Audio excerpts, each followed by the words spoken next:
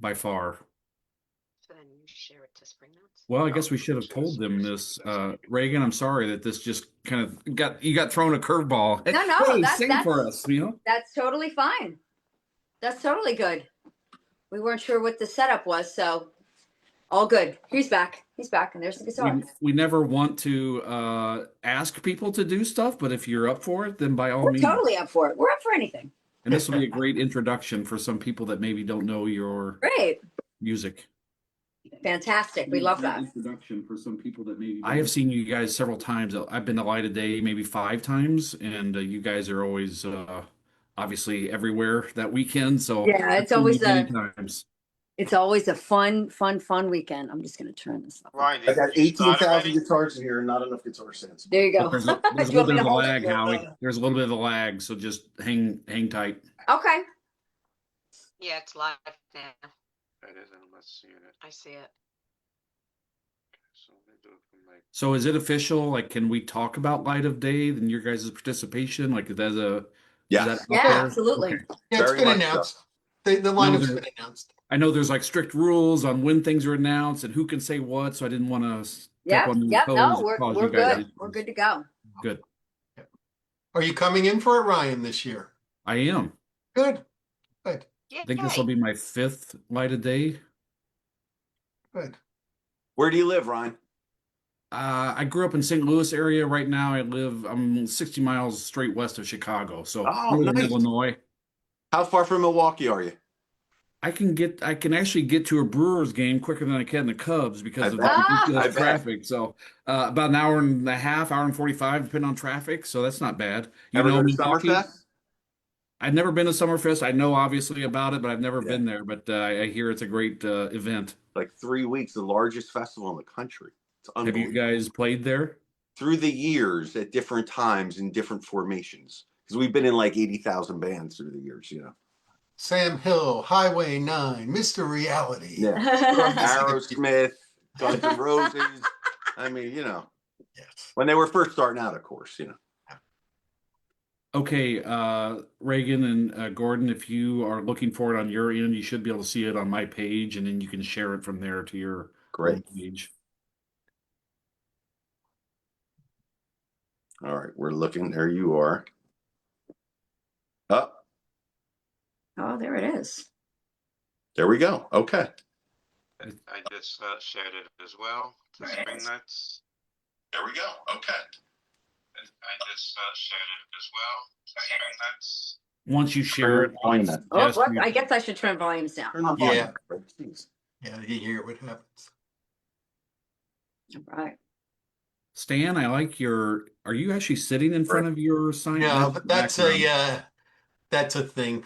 Just- Okay, you turn that into your background. I like it. Yeah. Yeah. I thought Show about off doing some that. of my collection, that's all. So, That's pretty Gordon, you guys are. Do you have a studio? Is that a? You're in studio? one of my rooms of the studio of which I live in. There's 3 rooms here that are part of the facility. We're in the tracking room right now, actually. Are you live yet? Because if you are, it'll Yes, be we fun. are. Yes, We're we are. live. Wow. We're in the tracking room at the moment. Holy cow! Yeah. This is where we usually start. And as we get going, then we move throughout the whole place. So I'm sorry. I love music. I love live music. I can't Yeah. play anything. I can't sing. Well, I can try to sing, but so when you say that's your tracking room, like, is that your actual recording studio? Yeah. Yeah, Okay. yeah. Yeah, the whole house is a recording studio. Gotcha. Yeah. Well, I love your collection of. It's reminding me. I saw Paul McCartney 2 weeks ago. I took my daughter to see Paul McCartney. Oh, nice. He played obviously the bass, guitar, a couple Yeah. different guitars. He played the mandolin. He played a ukulele that George Yeah. had given him. Like, it was amazing to just see the musicality and all the different stuff. And he plays a piano. Like, it Oh, was yeah. just That's what happens here when we do Williams Honor Records. We don't have a whole entire band. I basically play everything, and that's how the records get made here. And I develop artists, so we bring people here to the studio, and I become their band, and so every instrument known to man is here in some form. It's nothing but creation in here. Yeah. That's what's a beautiful thing. You walk through the doors and it's just immediate creation. I was fortunate to be there with Alexander Yardville That's last. right. That's right. Yeah. It was very interesting to watch, and I That's was right. fascinated by it Yeah. all.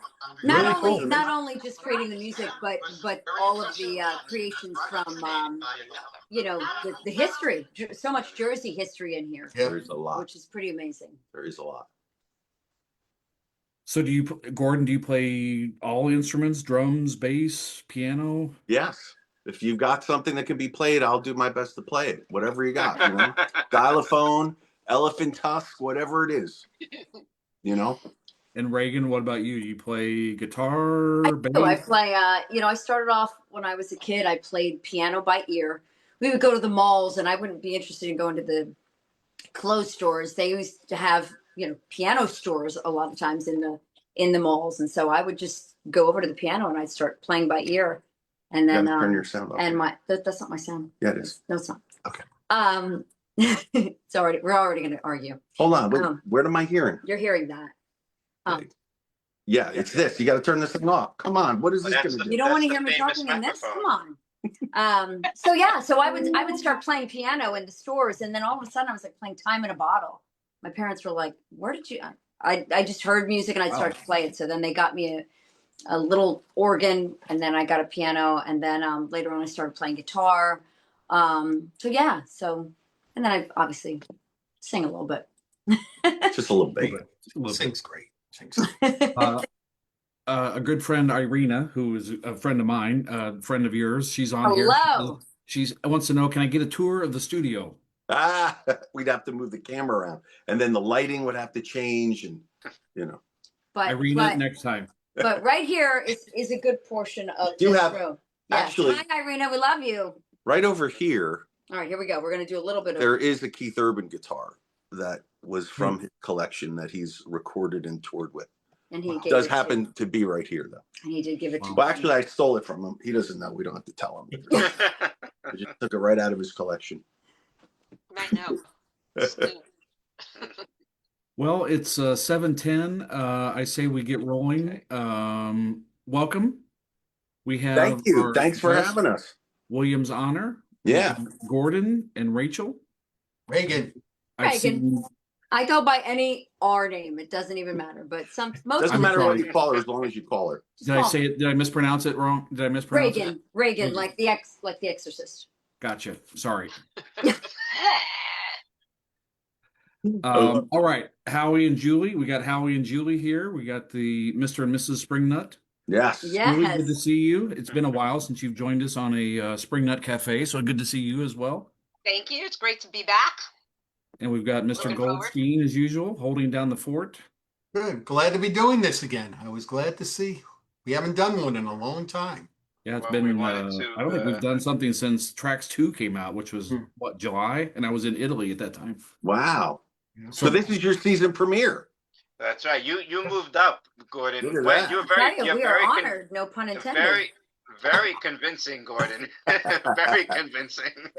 And I got your emails and whatever. And I, first of all, thank you for, I want to say it publicly, thank you for joining us. And, listen, I don't have to tell you, we're big fans of yours. We love what you do. Not just with Light of Day, just, whatever you do is entertaining. Even your comedian, it's hilarious. I gotta tell you, Regan, your voice thing is a great thing for me. The last one you did with the stuffed Gordon was one of my favorites. I gotta tell you. Yeah, that was fun. That was very cool. fun to do. With the stuffed Gordon? Yeah, that was very Hold fun on to a second. do. That was You Yeah, don't yeah, happen yeah, to yeah. mean the No, it means the stuff on the Oh, not the stuffed Gordon. You don't mean it means the stuff on the boardwalk. No, we no, did. that Oh, I 'cause haven't seen that. I turn I into a haven't seen puppet that sometimes. one, but I've seen there was one. Yeah. Yeah, if you let us, we'll start bringing out In all puppets. seriousness, we're really proud. Well, that's why we said if we're going to do this and we're going to start up again, let's do this with a bang. And I was really, it was really, no pun intended. It was, it's an honor to have you, Williams Honor. Oh, So, well, thank you our so pleasure. much. I just want to also say that you're a staple of, and a lot of our members are part of the Asbury music scene. Yeah. They follow you. When you did that video for us for our 10-year anniversary, it was special. We loved I it. wish you were there to see it because people were cracking up over it. It was you really very creative in every way, and I admire that about you guys. So Well, thank I want you. to thank you guys for being here. That Well, thank you. really is all Reagan, truth be told. I follow her lead on all that stuff. Well, we love you guys, and we've been along. We've been along for the ride with you. And Yeah. I've done some Oh, things for with you, sure. and we love you guys. And so when you mentioned about doing a little something, we were thrilled to do it. So Well, we Okay, appreciate well, you doing this. Like I said earlier, I've seen you guys several times at Light of Day.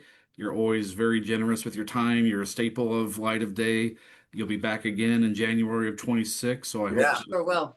hope to meet you guys in person Oh, if yeah. you're around and available. Yeah. I know We you're will very be there. busy, but so when does your involvement start with Light of Day in January? Well, we'll be there every night in the Asbury Park portion. We've been there from the very beginning when it was Bob's birthday, you. really, at the Yeah. downtown.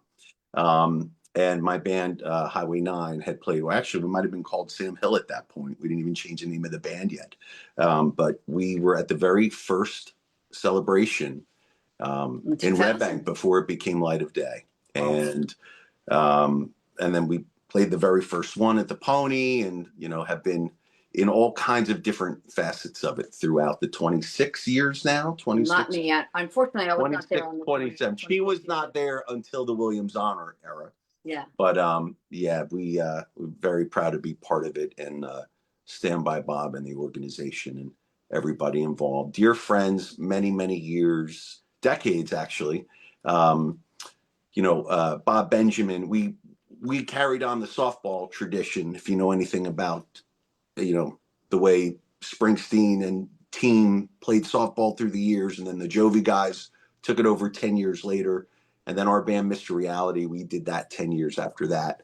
And Bob used to come bring the bases, make sure there was a game every week. He was just incredible. And he was such an anchor of those years and making sure that those games would happen, and just such a great supporter. He's just been a dear friend forever. So we are very proud to stand beside him all the way through all this stuff. Yeah. So we'll be there. We're doing the kickoff show. Williams Honor will be playing acoustic. We're going to do acoustic, but then we're also going to jump on and do the whole set with James Maddock. Then Friday night we will be full band at the Pony, and Saturday night we will be at the Basie, and then Sunday night we will be at the Songwriters with Joe Grishecki, and it's gonna be a lot of fun. And then we end up popping in all different places too. We never stop. We don't sleep that whole week. It's such a blast. It's so much fun for us because all of our friends, many of which we play with throughout the year, or some of them perform with us throughout the year, or we make records with them, like Joe Grishecki. We just put out his last single, helped him put that together. Living in a Blues song. Called Living in a Blues Song. And I'm working on his next single actually right now. So it's such a joy to have everybody together. And it really is a whole lot of fun, whole lot of synergy. And it's very inspirational for the rest of the year when this whole thing comes to a close, It really is. It's so true, and especially in this community, we don't get out to see people like we'd like to be, seeing them. Well, we could go out every night and see everybody if we had our way, but obviously schedules with everybody makes that difficult. So Light of Day, when we get to see everybody, it really is just an amazing show of just everybody shows up for the community. Everybody shows up for Bob and shows up for this cause, and it's a beautiful thing. So we really, really look forward to it every year. It's Jim Rotolo is doing his show Friday night from Danny Clinch's gallery also. And I think you two have been on that in the past. Sure, yeah. Yeah. That will be cool. Yeah, it'd be great. Yeah. It's a cause near and dear to my heart. My mom had Parkinson's; she's passed, but so it's near and dear to my heart. So 2 years after she passed, I decided it's time. But people ask me like, "Oh, what is it?" And I'm like, "It's just a great big meeting of friends Yeah. and great Yeah. musicians, and it's like a weekend of love. It's a week-long, months-long celebration of just love and joy and the music and good cause." So we appreciate all that you do for that. It's like a convention. It really is. It Oh is. yeah. It's Yeah. a fantastic way to bring a lot of awareness to something that touches us, many of us very deeply, deep into the heart of our families, and to be able to have music as a great source of comfort and inspiration throughout the weekend is something everybody can at least look forward to every year. And as everybody knows, it's not just a Jersey thing. It's not just a tri-state area. I mean, they come from all throughout Europe to come support this. Canada and Europe, everywhere, and that's also a wonderful thing to get to. I mean, the past couple of years we got to go to Europe and travel to Europe with Light of Day, and it was. I mean, it's so funny. I said now I associate November and like the colder weather with being over there, and just they've got a great group over there right now. Guy Davis and Jake Thistle and Adam Ezra, and of course Joe Durso and Rob Dye, and it's fun to keep up with them over there, and it's a beautiful thing how much they support that over there. I mean, it really is, like you said, Stan. It's like a convention, but it's like for everybody international. It's wonderful. One thing I wanted to say is that, and we've been saying this to a lot of the guests that we bring on to the cafe.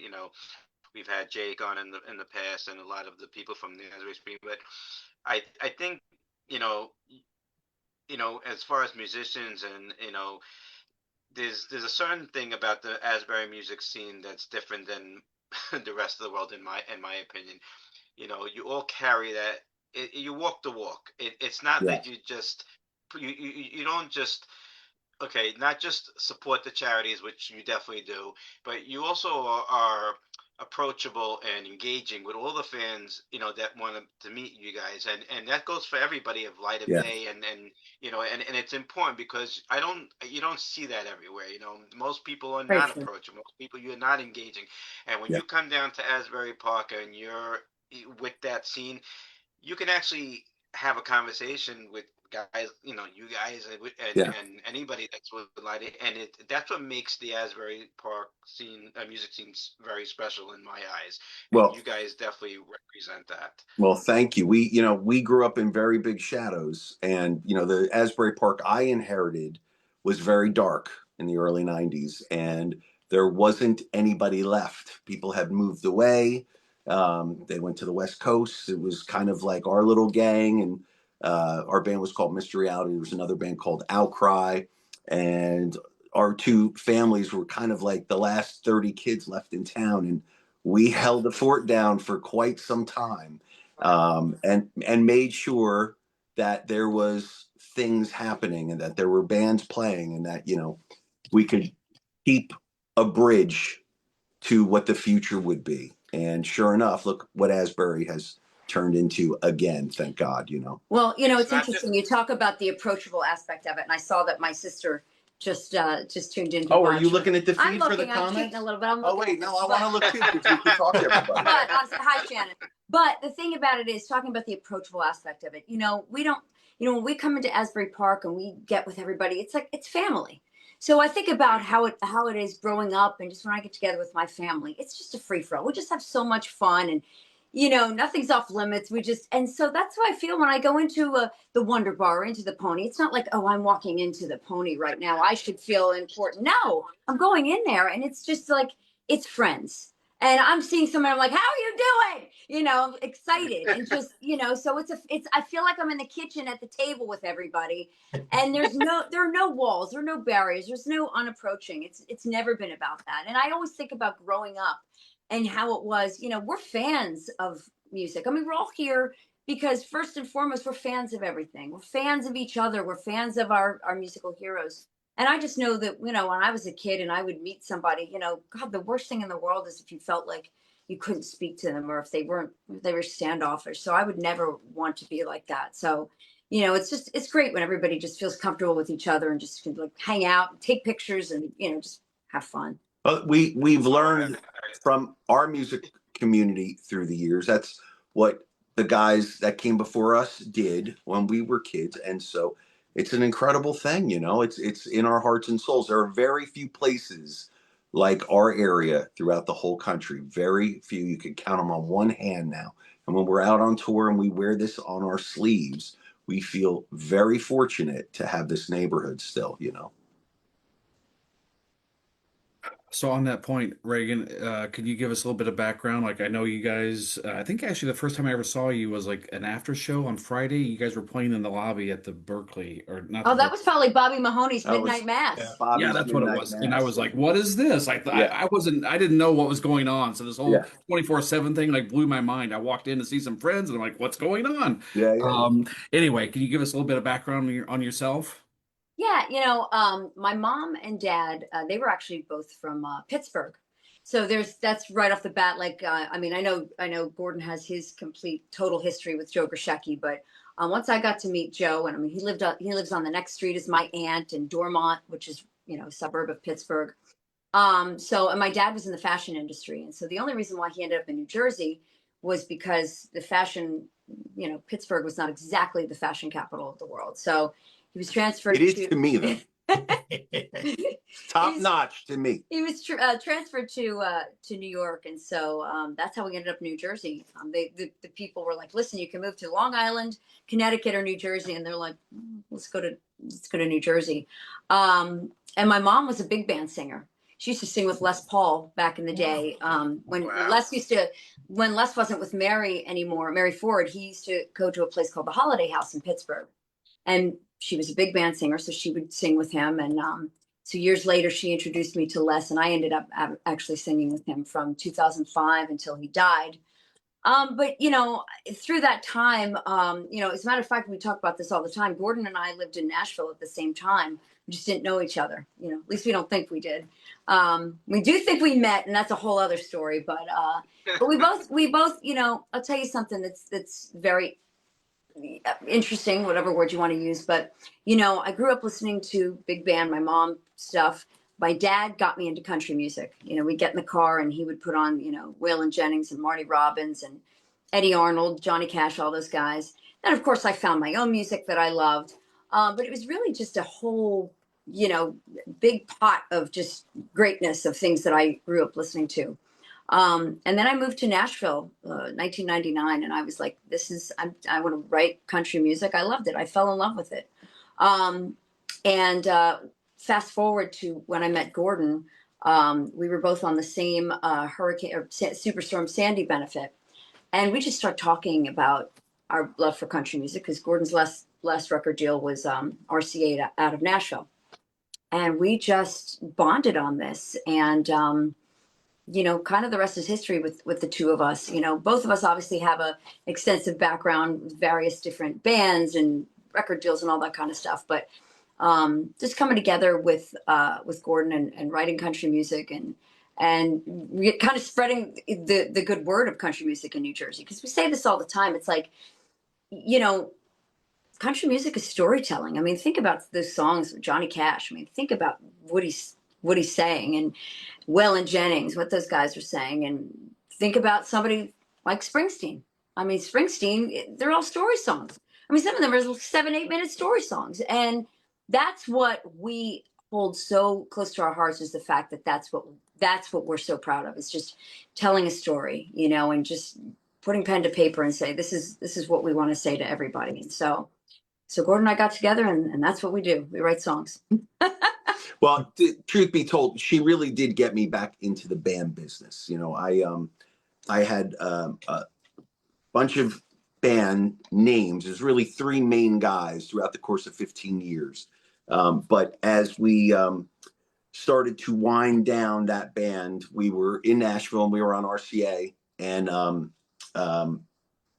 things just, were coming to a halt. And I moved back home and I started a songwriter show here called Writers in the Raw, as Asbury Park was starting to make a comeback. And at that point, I figured I'd just make records and get artists in the studio and write with people and help them with their careers, you know. And then I met Reagan Richards a few years later, and she pulled me back in, and now it's 10 years after that. I can't even believe it, Grace. Mhm. Well, I've been listening to your stuff for the last week since Howie brought up us interviewing you. Yeah, Uh, a couple songs I really love, "Signs," which is a newer yeah, song. yeah. From Great next, song. "Whiskey Truck" was your right. last single. Yeah, Yes. The one that caught my attention when I was looking at the X album was yeah. "You're the Guy That Taylor Writes About." Is that the Oh, next that's Oh, on that's one? the her first first album. record. Yeah, Yeah, yeah, yeah. That's the yeah. first album. As Yeah. soon as I saw that, I got to listen to that one. Yeah. Yeah. Yeah, you know, our whole thing is, you know, because country music really only started to um, gain popularity in the Jersey Shore area over the last 10 years. When we started Williams Honor, I had already kind of been through the ringer with that stuff, and being in Nashville as a guy from Asbury Park. And, you know, you have to show people that you really mean it, that you know the format and you understand, you know, who the songwriters are and the great artists and how it became what it is. And, you know, again, growing up in the big shadows here, there was some country music influence from all that stuff, and it hit me like a ton of bricks. When I was a young kid, you know, Eagles and Bruce, the sound of his Telecaster brought me right into the format. And in the early 90s, there were bands like Diamond Rio and Black Hawk and Restless Heart, and they were all big harmony bands with story songs. And that's what my band was doing. And so I started to see this tremendous synergy with Asbury Park that I knew in the early 90s and Nashville. And as I started taking trips and seeing how the songwriting community worked there, I was like, this is everything I've always hoped for. So I started to go back and forth, bring a lot of those elements to Asbury Park. And it's just been such a big part of our lives. You know, is we call what we do Jersey country. Yeah. Yeah. Because we tie, you know, all of the rock ends together in the country music that we love, and we just, that's our stew, you know. Well, that was what I was going to say right from the get-go. We started to just, we're writing songs, we're going out and we're showcasing and doing like things for people around town who did not know who Williams Honor was, obviously because we were brand new. And right off the bat, we started to say, well, we're country, we're Jersey country. Well, what does that mean? And again, it's having the rock edge, because obviously this is where we're from. This is, like he talks about, the Shadows, the Springsteen, the Jovi, the Southside Johnny, all those guys.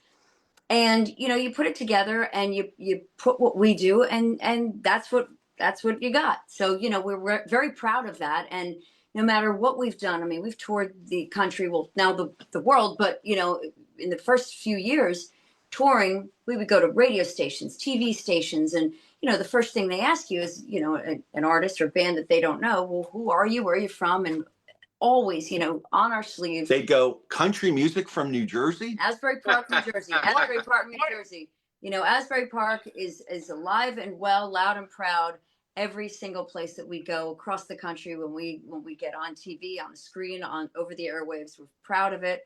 And and of course, we always have to bring up that Johnny Cash lived on the 8th floor of the Berkeley and was an investor in Asbury Park in the 80s. A lot of people don't know that, but when the Jackson family was coming into Asbury Park with the Vaccaros, Johnny Cash was Henry Vaccaro's one of his dearest friends. Yeah. So there's a lot of roots here, Yeah, as a matter of fact, Henry Vaccaro has a book called Johnny Cash Was a Friend of Mine. Yeah. Yeah. One of the things I don't know if you realize, and this is when I got into it, is that during COVID, when everything was shut down and you guys were doing the live streams, that was huge. Yeah. And because I remember, and it actually gave me a little bit, because we had our serenade and we had to cancel our serenade that year because of I COVID. remember that. Yes. And you did a video for us Yes. as Yep. well for that. Yeah. But the thing is that we were saying, okay, so everyone was depressed, whatever. So what are you gonna do?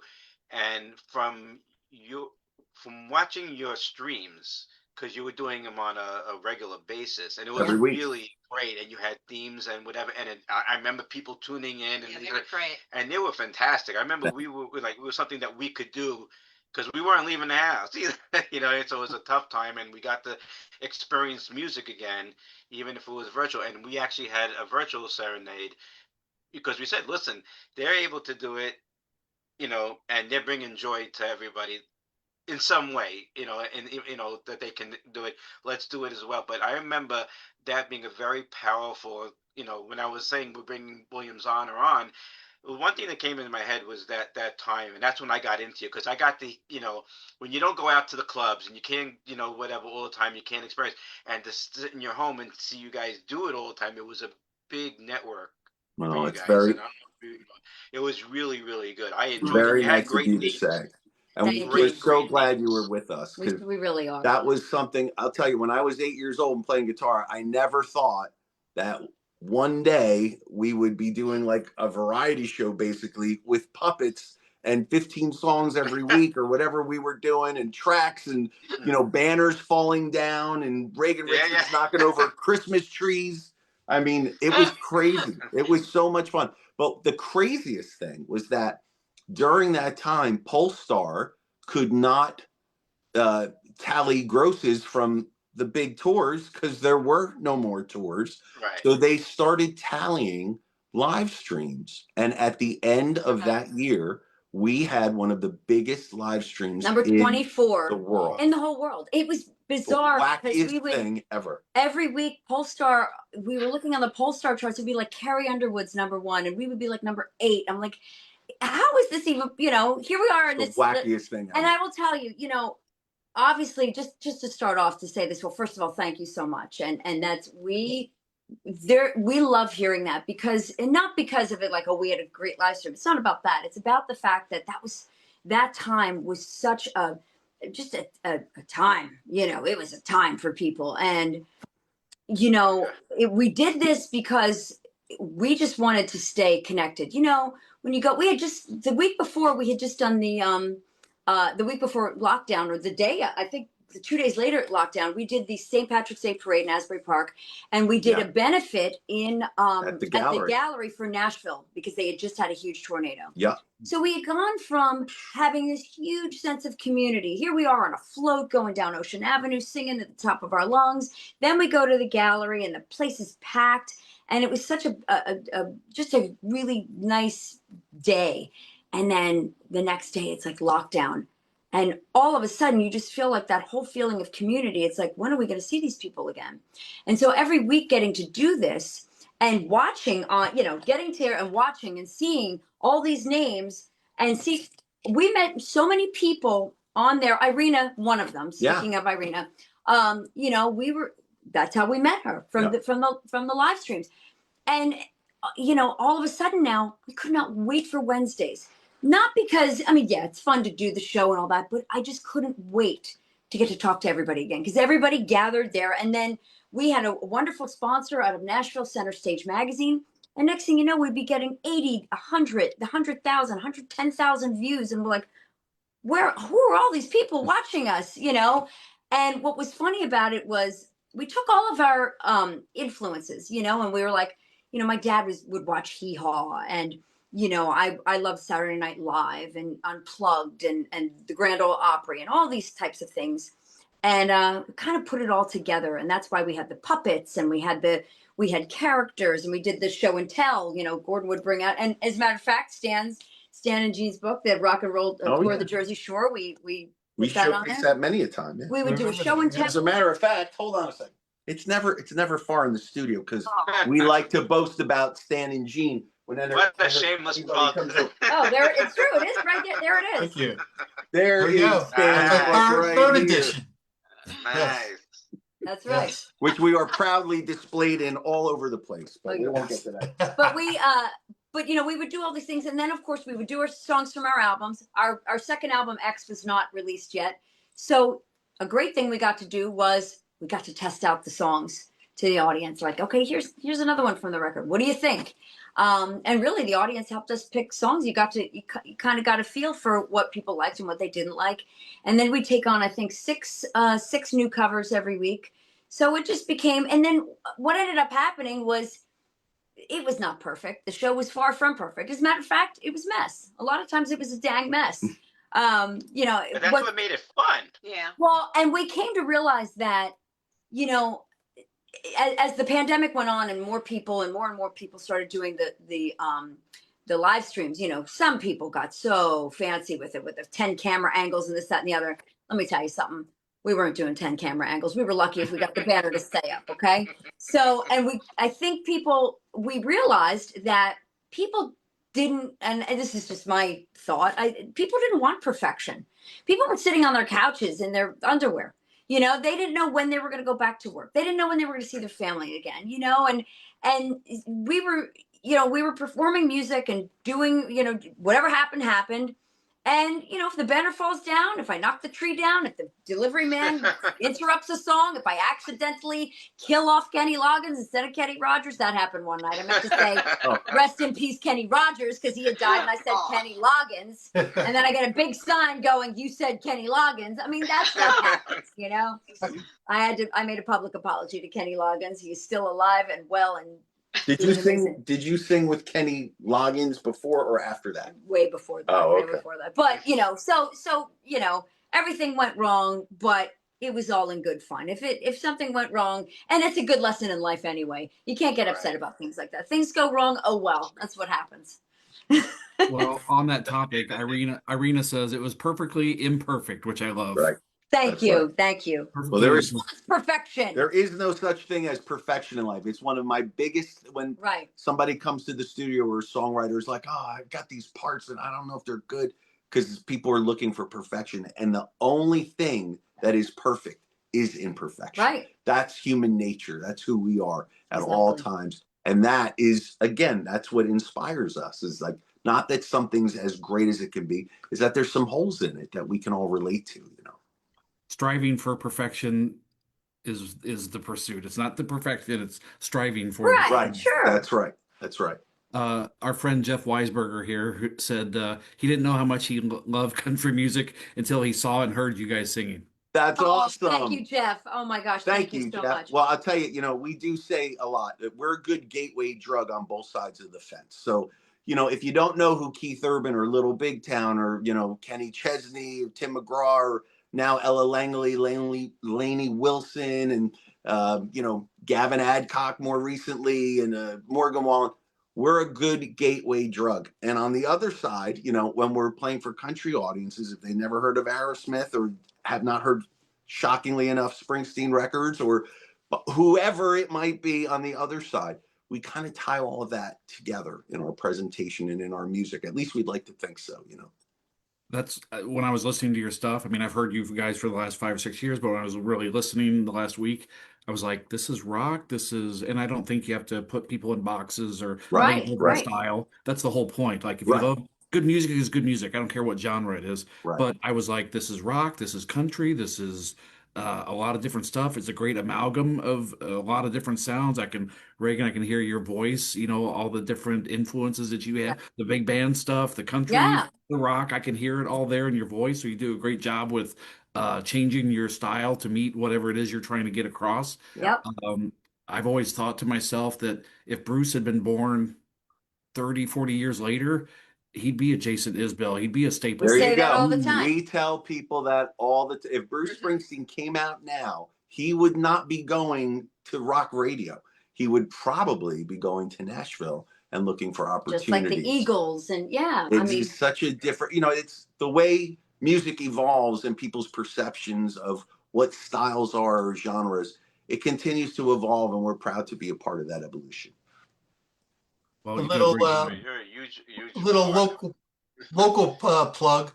Next Sunday, December 14th, Reagan and Gordon will be on Tom Cunningham's Springsteen on Sunday show. That's right. That is Our Anticipation in Lake Como, right by Belmar. That's right. Everybody come join us on Tom Cunningham's show in the morning. Have some breakfast. It's always a great time there. We love Tom. We always love singing our Springsteen song and getting to see everybody. And then, speaking of December 14th, we actually do have a show, our Willie Hoedown, our holiday hoedown. It's Williams Honor and Friends. It's going to be in Metuchen, New Jersey at the Old Franklin Schoolhouse. And it's Williams Honor and Friends. And our friends are James Maddock and Bobby Mahoney. And that is going to be such a great time. We toured Europe last year with Bobby and James. And when you get the four of us in a room together, Joe had his hands full with us last year. Joe Durso had his hands full with us. James would be in the back seat. bitching, and and then Bobby would chime in here and there, and Gordon. I don't know what Gordon was doing, but it was a lot of fun, as you can imagine, It's a good with gang. everybody in that van. It's a And at good one gang. point, Joe was playing music and putting all different things, and James was in the back carrying on about he didn't like it. He's like, "What is this playing? I don't want this on me." So it was fun. So we're going to recreate a little bit of that next Sunday. So we'd love everybody to come out and see that show. It's an early show. It's an early show, Yeah, so there's a people few can. tickets left. I think Yeah, there's 10 so- tickets left. So if anybody's interested and you're somewhat in the more northern area of New Jersey in Metuchen, They could be in Boston. They can come. When is this show again? December When is the show? 14th, and it's Sunday. an early show at 4 p.m. in Metuchen at the Old Franklin Okay, 4 Schoolhouse. p.m. Nancy. No, 4 p.m. December 14th. Yeah. How do people get tickets if they are interested? All they have to do is comment on our. We have it posted on our page on Williams Honor, and There's a Venmo link for It's Cliffwood Garden Music. That's who presents this show. They're putting the show together, and they have a ticket link that they will send. We vet everybody. We don't let anybody in that we don't like. So that's the way we do it. You know what I mean? All right, we're out. Cliffwood Garden Music. They are wonderful supporters of musicians, and they have such a great music series. And we were just there a few months ago, but this is our holiday show, so it's a totally different thing. Yeah. And we're bringing along our friends with us, so that's gonna be a great time. And we're kicking it off in the morning with Tom Cunningham, so we're so excited about it. It's gonna be a big day, and we haven't done a holiday show in some time. Exactly. Like last year, we had played there, but it was a single release for a new song. Right. But we're doing the full tilt thing. So when you hear this girl sing some of these holiday classics, it's mind-boggling. It really is something else. So it sounds like you've been rehearsing. Give us a couple. Yeah.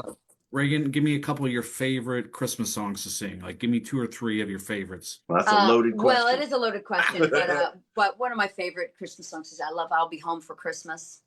I tell this story all the time, and you mentioned "Signs," which is was our single that we released last year. I tell the story that my mom was a huge Bing Crosby fan. And so, I mean, just of all of his music, Danny Boy and Turaluralura and all that stuff. And, but man, his Christmas album, whoa, from the time I was birthed until the day she died, we listened to Bing Crosby's Christmas album with the Andrews Sisters, Melakaliki Maka, Aduste Fidelis, all those songs. But her absolute favorite was Bing's White Christmas. And I think, if I'm not mistaken, isn't that like the biggest, I mean, at one time it was the biggest selling song of all time. It might be, yeah. It still might be.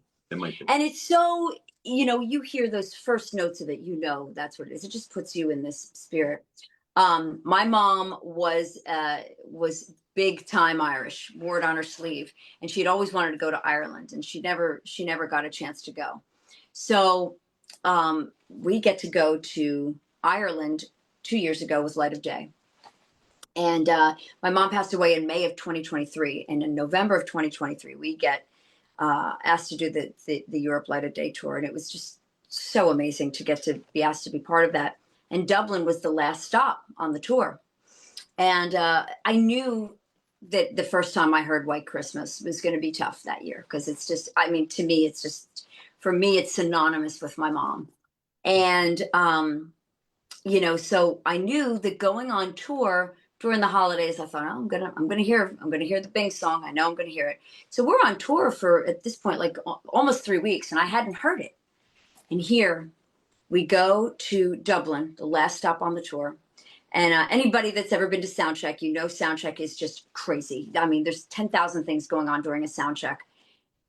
We finished soundcheck in Dublin, and everything just quieted down. And I walk away from the stage, and all of a sudden, it comes on, those first few notes. And I was like, oh my gosh, that's my mom.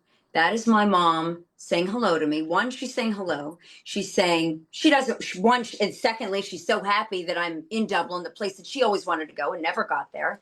And she wanted me to be happy hearing Bing. Here I am at a place doing what I love. And she maybe didn't want me to be sad when I heard it for the first time. And so I stood there all by myself. As a matter of fact, I do have it recorded. I have not shared it as of yet. Someday I might. it came on, and I just had these happy tears of like, I just was like, and that's where the song Signs was born. Wrote it very, very quickly after that. And yeah, that's Very just a very special special, moment. yeah. So all of Bing Yeah. Crosby's Christmas songs, in answer to your question, all of Bing's songs are great, but yeah, I love I'll Be Home for Christmas. I love a song called What Are You Doing New Year's Eve, which is kind of a holiday Christmassy song. Yep. I love Edie Gourmet's version of that. And William Zonner actually wrote our own little Christmas song as well. We And do. We have a it's on the hopeful Christmas song. yeah, it's on our album X, and it finishes off the album. That Reagan, is I just gotta say, I love the Edie Gourmet mention. Thank you. Uh, I saw tell you Steve that, and you Edie know- a couple times. No one remembers them, but thank you. Oh God, Edie Gourmet. I mean, you talk about a voice. That Yeah. woman's voice. Oh my gosh, all those singers. They were the real deal. And I grew up, getting into my mom's records like that, and that's where I really, when I was real little, I would just put these records on, and I used to stand in the house. I never wanted anybody to watch me sing, and I would just stand there and I would like perform. And then if somebody, came downstairs, I would stop singing. And but I really, really enjoyed listening to those records. I'm sorry, I missed it, Reagan. What is the name of the Christmas song on X? I'm looking at the tracks right now. First, it's the very last song. First. on Oh, it. you said that. I'm sorry. First. Yeah, First. Yeah. Yeah, I know the New Year's Eve song. My favorite is there's like three. I'm a huge Elvis fan. Like Bruce is my guy, but like Elvis is like in a I whole know, different I know. stratosphere for a lot of personal reasons, whatever.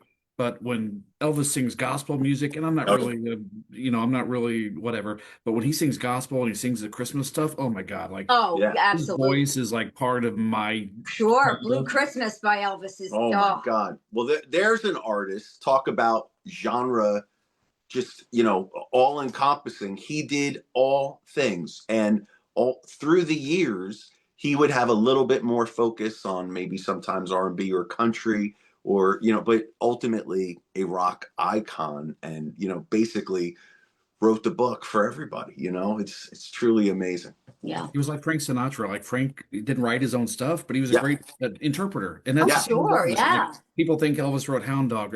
Right. Elvis never wrote one song. That's People right. are shocked. What are you talking about? Yeah. He never wrote one song, but he was a great interpreter, and he didn't care. Absolutely. Gospel music, Yeah. R&B, country, Western, swing. Like he didn't care. Like if Sure. there was a song, he was going to do it. He didn't care. Oh, I yeah. have to go get something right now just because. Okay, he's Oh, boy. leaving the All right, set. I can't knock the phone He's down. gonna probably knock the set down on his way out. Just 'cause if I did, it would be right in line with all the things you do. I'm seeing some of these questions. I'm looking here. Reagan, I was going to ask you. Sharon asked, saw where that. does Williams Honor come in? I don't know the history behind that. So when Gordon and I got together, we knew we wanted, okay, here we are. Gordon's come from, bands, Mr. Reality, Highway 9, Sam Hill, and they all had, some deep meanings to them. So we knew that we couldn't just name ourselves, like the light bulbs, it's like, it wasn't going to work that way. And we knew we wanted it to be something that we were really proud of and to stand under that banner every night. Both of us, oh, okay. Can I do this? Yeah, but wait, let me finish this. Okay. So we sat down and both of our dads were in the military, and both of our dads have passed on. And so one day I remember we were sitting at a diner, and we were just talking. I said, "How about William's Honor?" My dad's name was William, and Gordon's dad's name was Bernard, and Bernard's Honor just didn't have a Bernard's, I don't know. I'm not, to be honest with you, I don't remember where we got honor from. I'm not really sure how that came. I think it was just dropped out of the sky well, and landed there. And then we were like, William's Honor. And I just felt to myself, we just were like, that's it. That's the name. That's it. And you know how like a lot of bands will say, oh, well, we had this in the running and this in the running. We can't think of any other name that we were like, well, it's between this, and this. I mean, we didn't have that. It was just, it almost was like, that's it. So it's really for both of our dads who passed on. And like I said, to stand under that banner every night, it's never something that we go, man, we really screwed up. We never should have named our band that. That's a dumb name. We never feel that way. We're very proud of it. And every time we hear it, it just makes us, it makes us very happy. I love it. You're paying homage to your dads, and it's a great way to honor them, and you do a great job. Gordon, I maybe I missed this. You're wearing Yeah. dog tags. That's your Yeah, dad? yeah. Yeah, they're not my dads. They're actually my bands through the years. But we do that obviously as part of, the whole thing. Yeah, Because and our that's what we think and our about group it. of friends, we call them our friends. Everybody that follows Williams Honor, we call them our Williams Honor Army, and we love them so much, and they're just amazing, wonderful, supportive, fun people, and like the Spring Nuts. I mean, seriously, it's when you have people that just all get together. You have no idea how many times we're so excited when we see friendships made because they happen to be in the Williams Honor Army. We actually have somebody Married. got married, yeah, because they met And at a divorces too, I'm sure. absolutely divorces too. But in Pittsburgh, we have my cousin met his now wife at a Williams Honor show. So we were we're very proud of that, and so it's exciting when I see when we get to see everybody together, and we're like, wow, they're all together because they all met through Williams Honor. It's wonderful. That's great. It's like Bruce says, you don't have to love each other, you just have to love him. So if you Yeah. have him, if people love you guys, then it doesn't matter. Then There it's you go. totally There you fine. go. As long as they worship us, Right. He perfect. actually wants to say himself, worship Gordon. Worship me. Now, speaking of that, hold on. Just because we were talking about it before, and because you're such a big Elvis fan, and because I have to talk about our friend Rich Russo, who I'm begging to do the Rich Russo record collection all over New Jersey. He doesn't want to do it, but I'm going to keep begging him anyway and find great causes to do this record collection for. I did come across these two gems. Oh, wow. Do you see these guys in here? Yep. Yeah. Elvis Country, Wow. and I can't see the name on the other one. Oh, it's the Elvis album. Yeah, yeah, yeah. Yep. Do Elvis you Country. have these? I have Elvis Country. I do not have the one with him with the hat on. This is sealed. Wow. How crazy is that, right? It's called Guitar Wow. Man. Guitar Man. Look at this. Wow. Crazy, right? That's Anyway, I that's a thought you still get it. shot But of how him on about one of the this? This movies. is mind-boggling. Elvis Country, right? Incredible. That's Faded him. Love, there goes my everything. It's your baby, you rock it. I wash my hands in muddy water, make the world go away. Little cabin on the hill, whole lot of shaking going on. I mean, like incredible, right? Anyway, point is that everybody has a piece of all of the different genres, Yep. Thanks for sharing. That's awesome. Yeah. You reminded okay. me to go in the other room and go grab 2 of the 200 records I just bought from the Rich He's not kidding. Russo He record just- collection. 200. 200.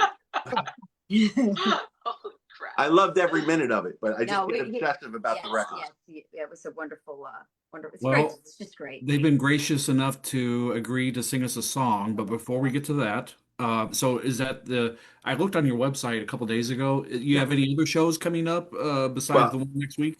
We're working on our 3rd record right now. So in the Okay. interim of doing that, we're playing all over the place in December. Some are pop-up, some are private events, but our Christmas show on the 14th is really our big ticketed show for Okay. this month until we get to Light of Day next month. So Gotcha. yeah. All I right. wanted to, Each of you wait, have one to second before answer. we- Oh, sorry, one Howie. second, I'm sorry. It's okay. It's okay. So 2 things I want to sort of tie in. First of all, just into the Springsteen thing.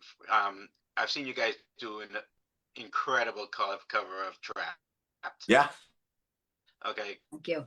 and I know because I'm not the only one because we've seen it on the live stream and I know. Listen, Spring Nuts are hard to when it comes to Bruce, hard to impress. Yeah. And I remember you guys doing Trapped, and you guys nailed it, and it was Thanks. really, really great, and it was good to hear it from a female's Perspective. and Yeah. that being said, yeah, no, it is a little different, and then also the vocals were super powerful. So, Yeah. as usual. But so my question is, I mean, as far as Bruce is concerned, I mean, you've met Bruce, obviously.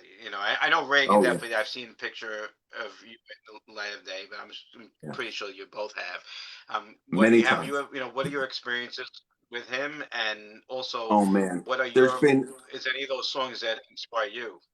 Oh God. So I mean, we could be here all night if you don't mind. So I literally grew up a quarter mile away from his house in Homedale on Telegraph Hill Road.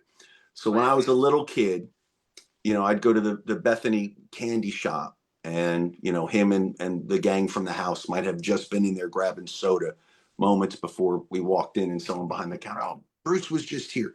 I literally grew up in that my whole entire life.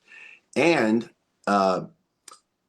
not just with Bruce, but my dad had an apartment in the city on 72nd Central Park West, right across the street from the Dakota. So I'd be, you know, being raised in Hazlitt and going to, you know, whatever stores were around, and knowing that that energy was around. And on the weekends, I'd go to the city, and John Lennon and Yoko Ono were on the roof while my dad and I were playing ball in Central Park, and he'd point up and go, "That's John Lennon up there." So I grew up knowing that this stuff was real. And this is, again, I'm going back to the point where we talked about, we're so fortunate to have this area and the big shadows that we grew up in. As I started to sneak into the clubs, you know, the people that raised me here in Asbury Park made sure that I would be there when Bruce was playing, you know. And if the place was packed, and I won't mention the names because we all know who they are, they would call me and say, "Get your ass over here. It's going to be an amazing night." And they'd sneak me in the door. And there I was in the middle of it all, probably with many of you. And You mean Stan? yeah, Stan, of course, Stan. Yeah, I've had a few of them. Yeah. absolutely. It's I am so proud of the fact that we have that community here, and they raised me here in this area. But so as I was growing up, I had met John Bon Jovi when I was 19 years old. Told him I was a songwriter. He had a record label that he was starting, and he was interested in our first band. And that started this whole snowball with our first band called Mr. Reality. We got our first record deal on EMI, and our very first time getting to actually meet Bruce, Patty had got us tickets for Philly. Stan, refresh my memory, whatever the dates were when the two albums came out in the early 90s. 1992. 92 at the Spectrum. I think there were two nights. Do you remember? Yeah, sounds about right. Yeah. I don't remember which one we went to, but that was the very first time that we heard, "Oh, you're the new guys." You know, like that was the beginning of us going, "Wow, this is our neighborhood," and there's some acknowledgement and knowing that there's young talent coming up, and there's part of the bridge. That has gone on for the last 3 decades in my life, and I am so thankful for that stuff. The Born to Run house that he wrote all of those songs in, I wrote all of the songs for our Highway 9 record that came out on Sony 2 houses down on that same block. I think he was 16 and I was 12 or 14 in this brick building that's 2 houses towards the college.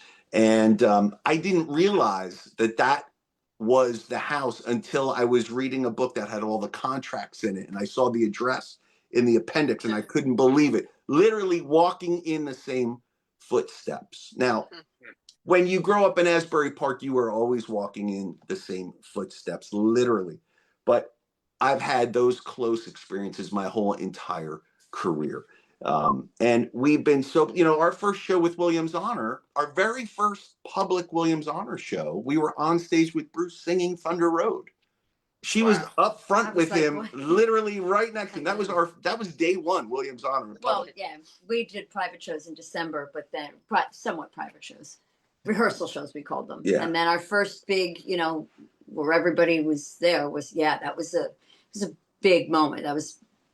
Is this really happening right now? We've been around, you know, all the guys from our area. We've been around our whole careers, and we're so, you know, we don't go talking about it all the time, but we just love the fact that we might go down the street and someone that sold millions of records is there and is being supportive of us or our friends or whatever it is, it means the world. That's why the synergy of this neighborhood is so important to us. And we've been part of the symposiums for the past, I forget how many years we've done them. And I guess the one that Bruce came to and he did the interview. Yeah.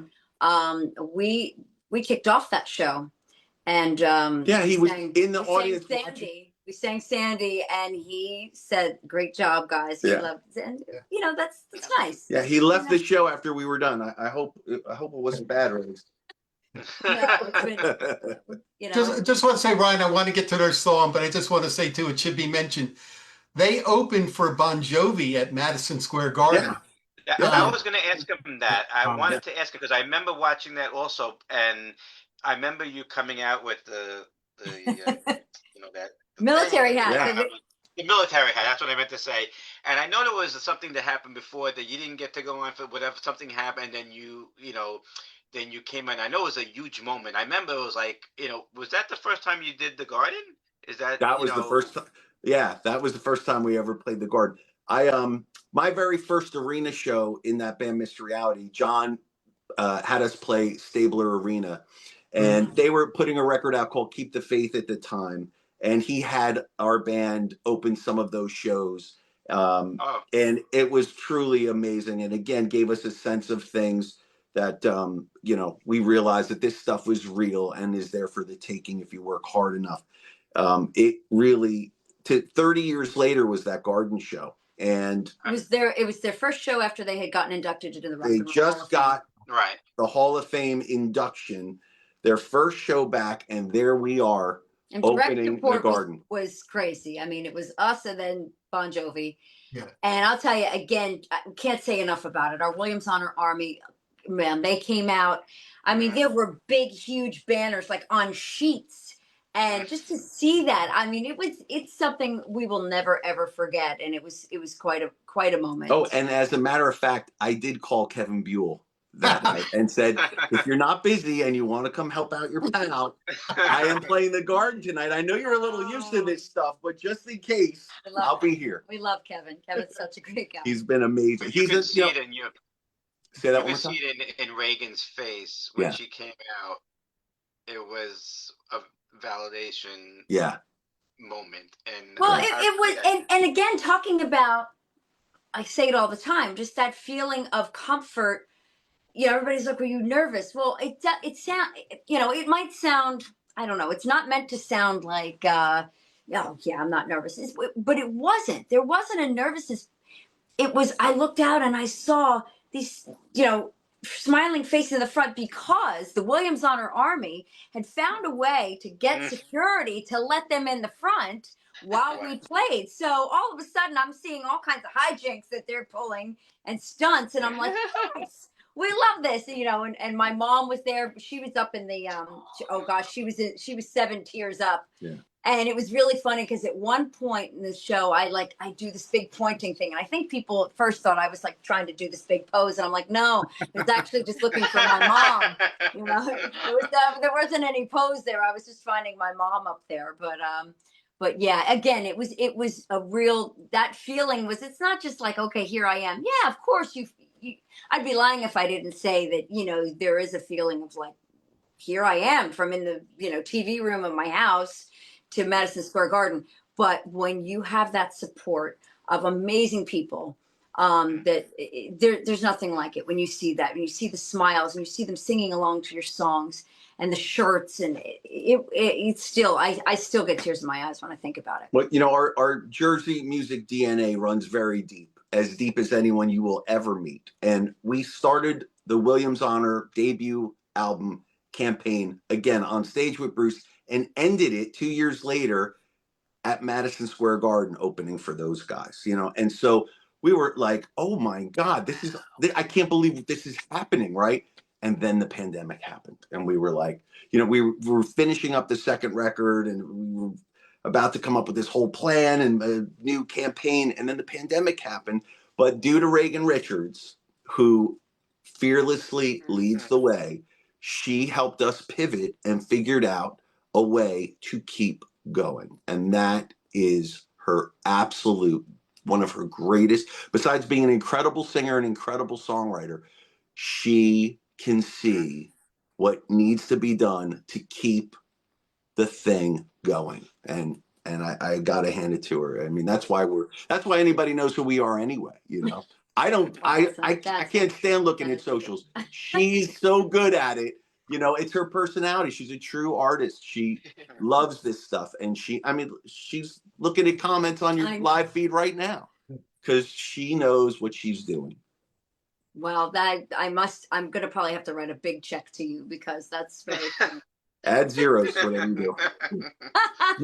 So for those that don't know you, I'm assuming you've got socials, Facebook, Insta, X, Twitter, whatever it's called now. Yeah, she does all that stuff and then tells me what I should be looking at. Because, you know, I like making records. So I'm like a studio rat.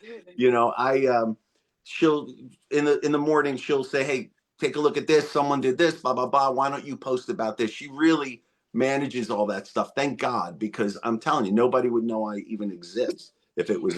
That's not true. Everybody knows you exist. Yeah. Anyway. I'd be remiss. Swati Scanlon reached out to me directly. I guess she couldn't comment. Yes, so wanted to let you know that she said hi.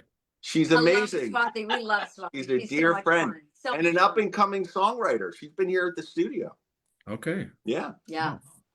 Well, I hate to go off on a tangent, but since I'm such an Elvis guy and you brought it up, the fact that Gordon and Reagan, you both are so accessible, I can just tell in our short conversation, you know, you're very down to earth, very approachable.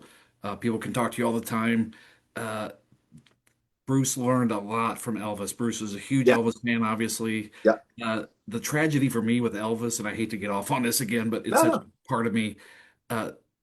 The tragedy with Elvis is that most of it was self-inflicted. You know, he made his decisions. He was not, and at that time, like he just didn't talk about your problems. Like that was the biggest thing. He lived in the time that he did. You didn't talk about your problems. You didn't go to do stuff. You didn't ask for help, and he could not ask for help. The tragedy for me is that it's shocking. It's not shocking that he lived to 42. It's shocking that he didn't die earlier. Yeah. Because the biggest difference for me artistically between the two of them is that when Elvis walked in that studio, it was him. Yeah. Nobody else. Yeah. His business manager was his dad, who barely passed the 8th grade. His manager, you know, I'm not going to get into it, but I could go on for 12 hours. Of course. I'm not going to talk about it. Yeah. Elvis had no John Landau. He had no Stevie Van Zandt. He had no Tom Zimney.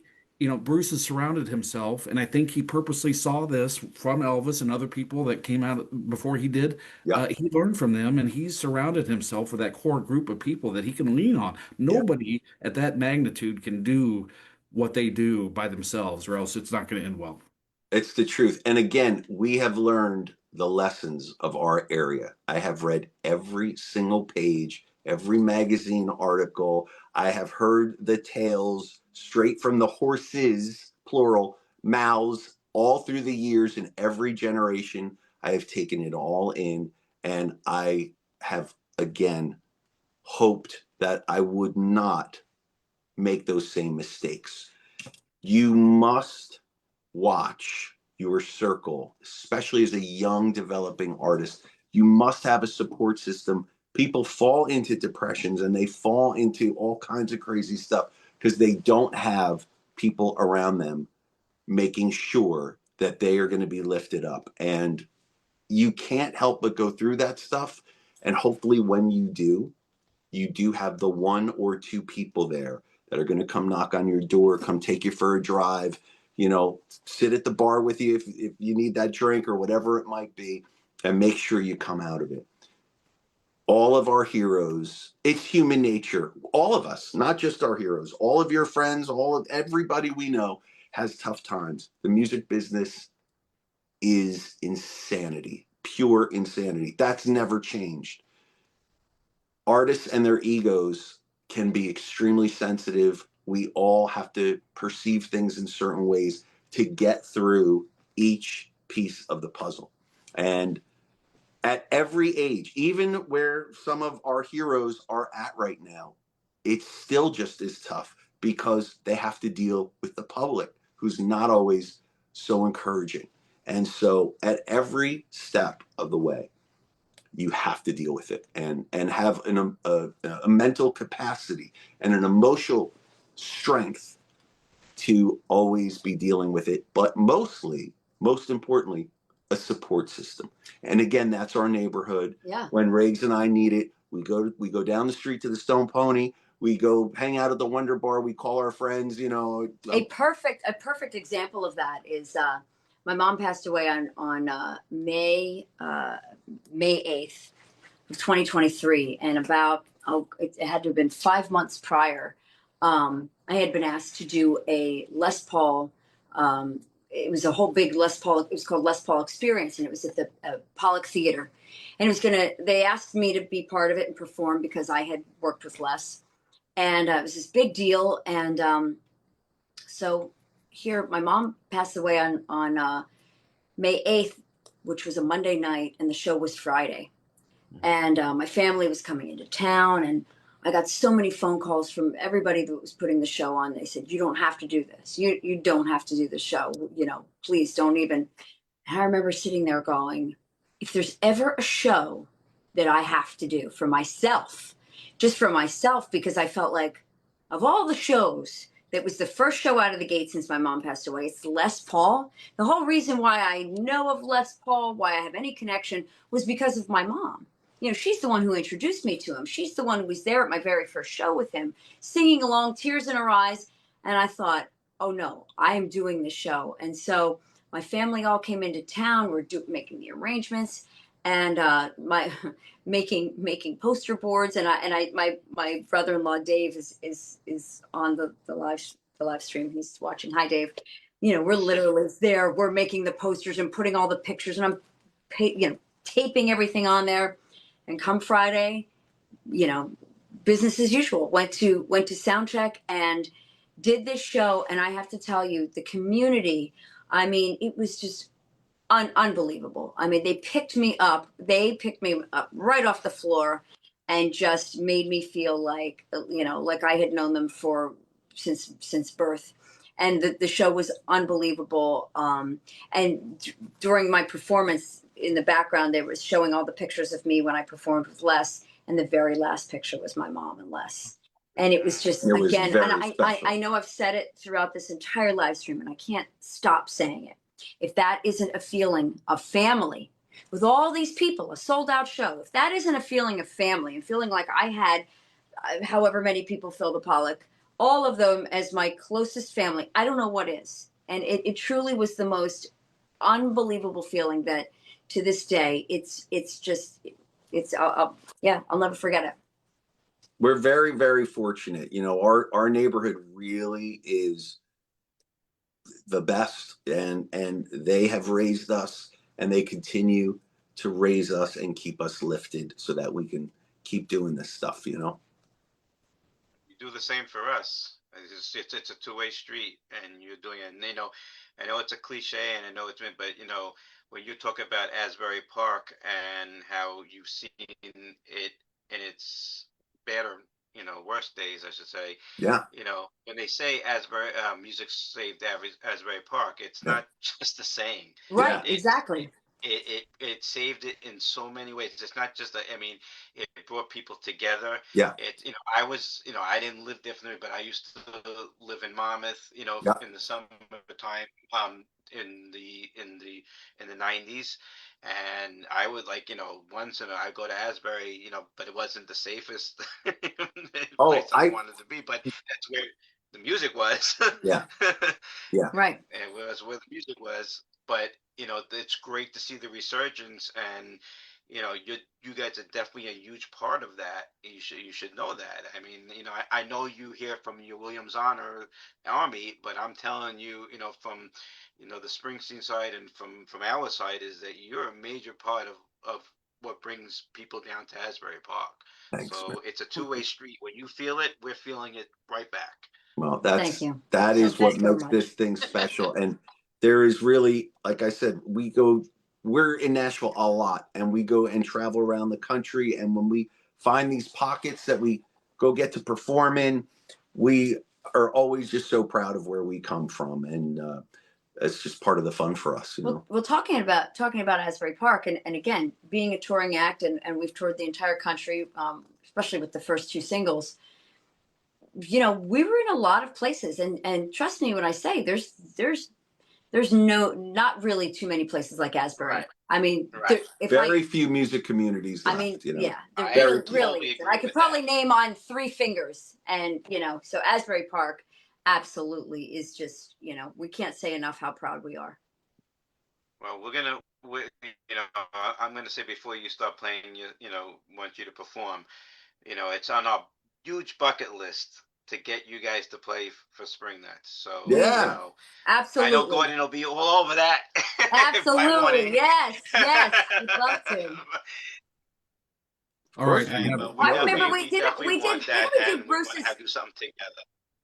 didn't we do a thing with Tom Cunningham with you guys? It's the 70th birthday. We at the Yeah, hot you dog. were the, yeah. I remember. Windmill. Wow, good memory. Yeah. Oh yeah, that was the Yeah. was that the Yeah. windmill? With Yeah. the windmill. That's right. And my Yeah, sister, but we're talking about my a real. sister We're and talking brother-in-law about a were in real from show. Pittsburgh. That's right. Yeah, my That's- sister and brother-in-law were in from Pittsburgh, and yeah, yep. No, we need a real show. We've had, you know, listen, you know, we knew Jake. I know you know Jake now. Yeah. We knew Sure. Jake when he was Jake 13. is another artist that's been to the studio. We worked on stuff for his new record, and we did the live Yeah, I record know. with him at Danny's Gallery. Yeah, we love We Jake. love him to death. Jake, we know him since he's 13. Right, You know, yeah.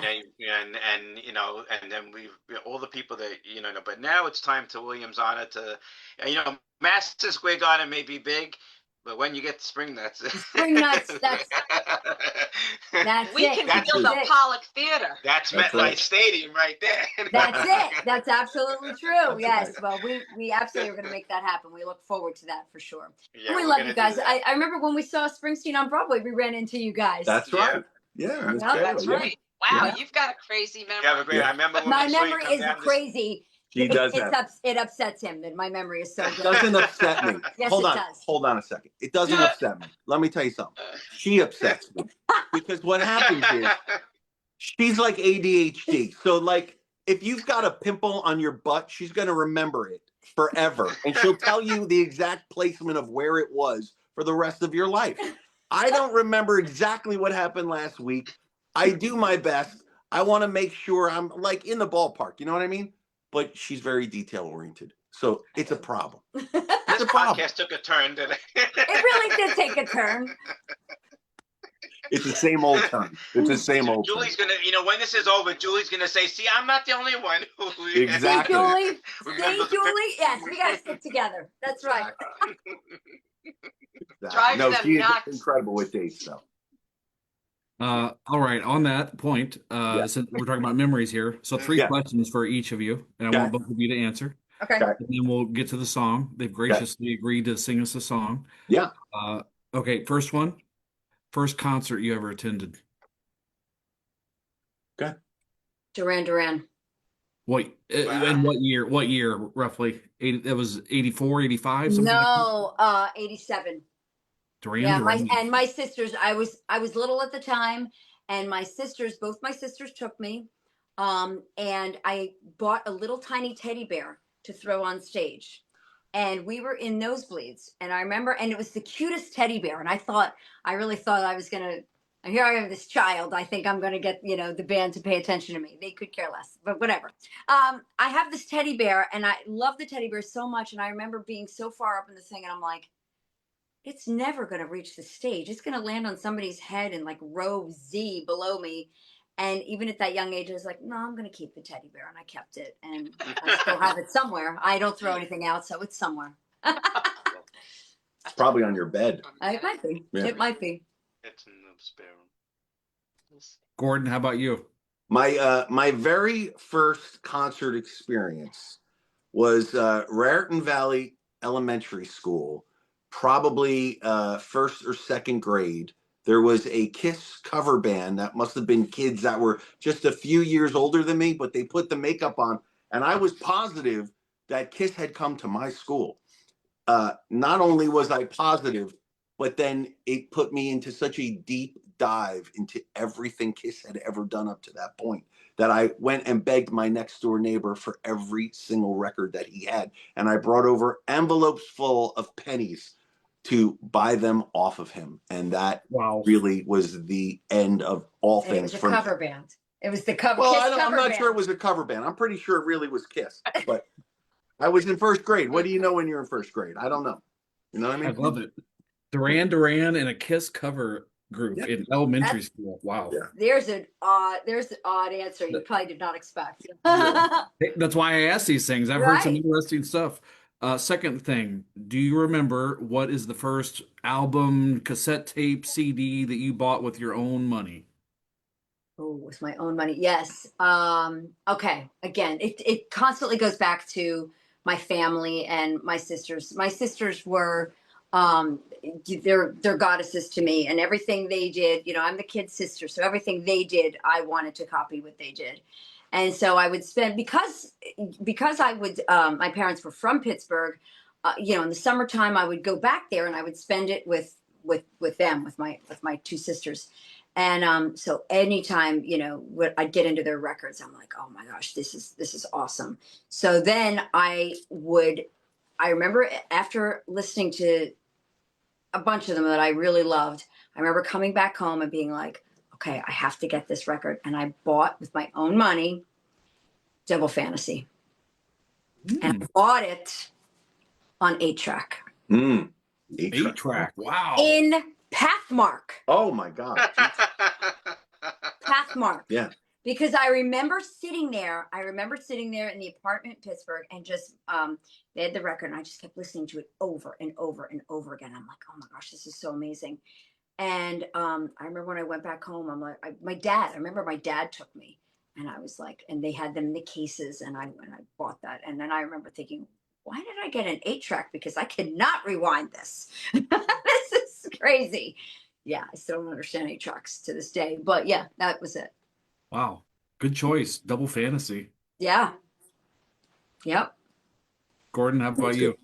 Well, I don't know if it was my own money because I was probably 5 or 6. I don't know if they let me have my own money at the time, but it felt like it was my own money because when I got the record home, I just didn't stop listening to it and I learned every word. Do you remember when you guys were kids, something called Free to Be You and Me? Yes. Who did that? If you said the names, Wasn't you know? it like Marlo Look it up. Thomas or something? Yeah, Marla Thomas. That's exactly right. That you remembered. Free to Be You and Me, top to bottom. I knew every word that set me off on the path. And of course, you know, I was listening to the radio and yes, Marlo Thomas. Marlo Thomas. Wow. And somebody else too was on there. Wow, I never. Thank you. But those songs were the beginning of the seed that got deep inside of me to understand the blueprints and patterns of melodic structures, and that songs could say something and talk to kids that were, you know, 3 years old and 30 years old. And, you know, that was like the beginning of it all. I do have to say this. I have to add this because around the same time, I was this, and it actually was later because I noticed it was much later than the album came out because I believe Parallel Lines came out in 1978. So this is much later. My Blondie, cousin, Blondie. My cousin, I would go to my cousin's house and she would take me to the pool and so then we would go to the library and they would always take books out from my cousin and I was not interested in the books. They had a record section and I remember always getting out Parallel Lines by Blondie. And so then when I would leave Pittsburgh, I'd have to leave the record there. So I remember when I got back shortly thereafter, I was like, I have to have this. And I did get Parallel Lines. And that was around 84, maybe about 84 or so. Yeah. So it was after but you know, I didn't, those were the albums for whatever reason. I just remember them being like, I remember them distinctly as like, I have to have these records. I can tell you as an aside, I can tell you the first record that I stole without paying for it. Family show. And because I didn't really steal it, Yes, but you just said you stole it. Well, I mean, I wasn't going to pay for it. It was in the cart. My mom was pushing the cart out of it. a couple weeks ago. Yeah. Yes. She was pushing. We were in a store called Nichols, which was in Hazlitt at the time. This must have been 1978. And, you know, I'm a little kid. Didn't have any money on me, but I figured my mom did. So if I just put the Gene Simmons solo record in the cart, we'd probably escape right out of the store and into the car. But it didn't exactly happen that way. But the record did end up coming home with me. So I didn't pay for it. I did steal it Great. somehow. Yeah. He'll be coming to the door arresting you. Well, I mean, he had all this makeup on. I wasn't going to leave the store without it, you know? You look like a demon. I couldn't leave that in the Ryan, rack. I had to Ryan, you take make it. sure you edit this part, right? I was gonna say, Now there's criminals. I think the statute of limitations was run on Fine. vinyl Oh, yeah, after that's true. 45 years. Could be. Could be. We'll see. All right, last question. This is a two-parter. Anybody that's out now performing, if you could go see them tonight, you're not worried about time, money, you can go and see anybody play, who would it be? And then B, anybody that has passed on or you never saw or is not playing anymore, who would you like to see? It's going to take some thought. So you go Ooh, first. man. Well, Anybody that's out now, and then Yep. money, nothing in object. you're saying if I could go sit front row right now, big show, small show, whoever it is, Jesse Wells, I would go see. Oh, if you don't know who Jesse Wells is, you certainly will very soon. Okay. He is the new Dylan. He is the new Springsteen. He is unbelievable. Things happen in the day. He writes them that night and posts them the next day. He's blown up. He was at Wow. Newport Folk Festival with Stephen Wilson Jr. and Willie Nelson's son. What's his name? Lucas Nelson. I mean, the three of them literally, like, it was like the new troubadours at Newport Folk Festival this year. Okay. Jesse Wells. If you guys have not heard Jesse Wells, you're this. Okay. I am telling you, this is your next favorite artist, probably for the rest of your lives. We Okay. saw him in Nashville about 8 years ago. Mm-hmm. Friends of ours were. And I live streamed him, and then Facebook took down the live videos, and now I lost it. So He had a 3-piece band. We saw him at the Basement East one night, and he had a Nirvana-esque way about him. And I said to Riggs, this kid is beyond special. There's something about him, even though he was a lot younger. He was emulating his favorites, but you could just tell that his heart and his passion were a little cut above the rest. And sure enough, he went through this whole rebirth of sorts. He had this rock band. They put a couple records out. They toured. And now he literally is America's folk hero. You trust me on this. Okay. Wait till you hear his music. You won't believe. You've probably heard him and don't realize it's him. Okay. He's so cool. Jesse Wells. Got it written down. I will check it out. And the one that is gone past. Oh, and the one that is past. Geez, well, I mean, Ace Frehley just died. If he'd come back tomorrow, I'd go see him right now. You know what I mean? I'm assuming you saw Kiss since you were. It sounds to me like you're a lifelong Kiss fan. So I'm Well, assuming you've seen Kiss many Yeah, times. if he's stealing Kiss records. I'll tell you this. I will tell you this. Again, I'm very fortunate. So our very first band, Mr. Reality, when Kiss put out their third live record, they had us open their record release show. Now, we're a 3-piece acoustic band singing big harmonies, but we got to go to the old Ritz where those guys, I guess, had a tremendous lineage in New York City too.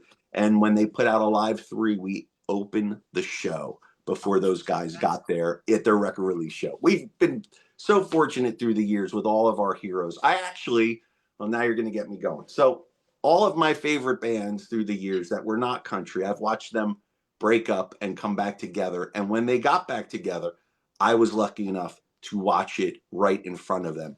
E Street Band, I was there during those rehearsal shows, the first time they got on stage. When Kiss did Unplugged, I sat front row in between Paul and Gene when Peter and Ace came back out and they sang Beth, and 500 people had tears in their eyes. I'm in the televised show of that. When Eagles came back and did the Hell Freezes Over stuff, my manager flew me out to LA so we could be there the night they walked on stage together.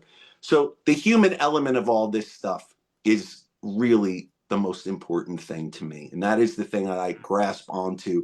That is why I know the band business, and I know how to fight and debate and creatively argue because I've watched all of our heroes do that, and it's human nature and a great reflection. That's why we love these records, by the way. It's why we look up to these artists, and that is what means the world to us. Gordon, And since that's you how brought it you up. ended up being the season premiere of Spring Nut Cafe. That's right. That's right. from Gordon, since you fighting, brought it from up, fighting for that harmonies. spot. Harmonies, Beatles or Beach Boys? Wow, man. I mean, I know that's a loaded question. well, the Beach Boys harmonies, and this has been my whole career study of harmonies and songwriting. The Beach Boys harmonies, the way they were arranged was so unique and special. Beatles harmonies are incredible, but it's like the way Riggs and I would do your typical root third and fifth, sometimes with some rubs and octaves that go out and hitting sixths or ninths. But the Beach Boys arrange their harmonies like a string section. It was a whole other world of stuff. There was a very unique piece of arranging going on there that really made the sound. That's why America fell in love with the sound of those records, and why it felt like, the way Bruce's Telly makes us feel very Jersey-ish. Those harmonies made you feel very California-ish.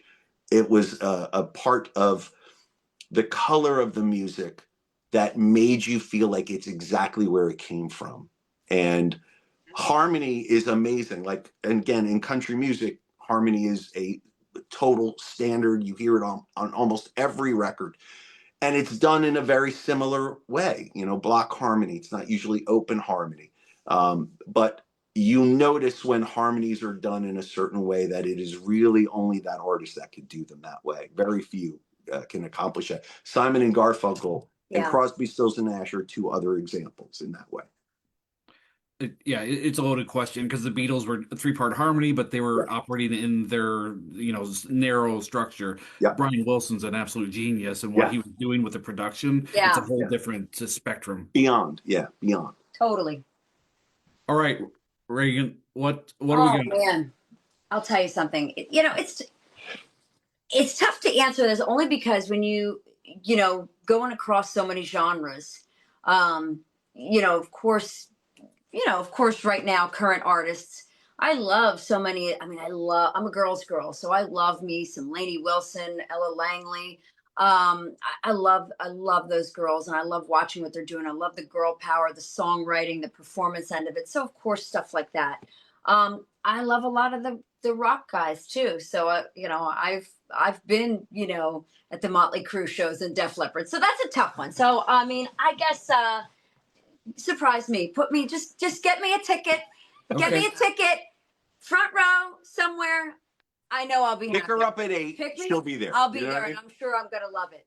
Gotcha. And I'll tell you something. You talk about a loaded question.